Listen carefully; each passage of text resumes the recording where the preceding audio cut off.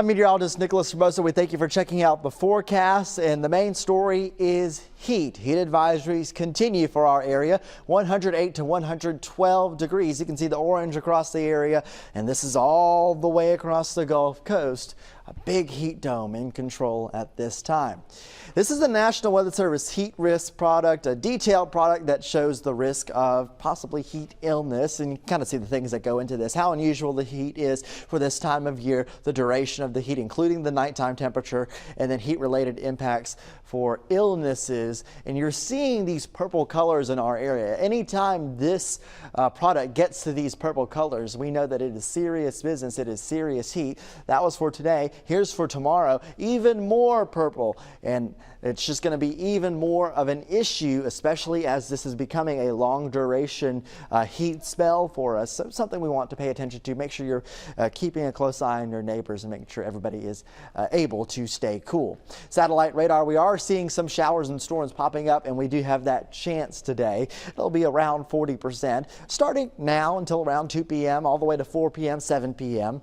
And those showers will fade around 8, 9, and 10. Also dealing with muggy conditions. Of course, we're dealing with the heat index and the extreme humidity. It is maxed out all the way through the rest of the day today in that miserable category. Heat index over the next few hours sticking around 110. It does not drop below 100 until after 7 p.m. once that heat advisory expires. And the forecast highs over the next few days, it's staying hot. This is summertime on the Gulf Coast. We are used to this thing. We just want you to be aware of it and make sure you are staying cool. 97 on Friday there, and we keep it all the way through the weekend. Maybe Saturday, a small boost in rain chances. All of this from a huge area of high pressure over the eastern and southern United States here, and central United States, I should say. You see this big spin here? That's a dome of high pressure, sinking air on it. Look how few clouds over Texas, Oklahoma, Arkansas, Louisiana. We do have some clouds over our area as storms rotate around this, but this area of high pressure is the thing that is keeping us hot for now. Also keeping an eye on the tropics, where we do have one area that we're watching. Look at all of this disturbed weather right now near Puerto Rico, U.S. Virgin Islands. This is going to be drifting off to the east.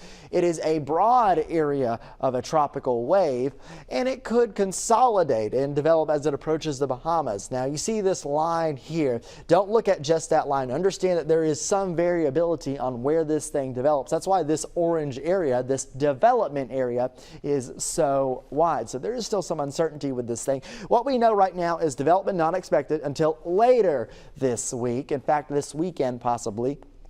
Conditions to become more favorable near the Bahamas. We've already seen evidence that the dry air is getting away from the system.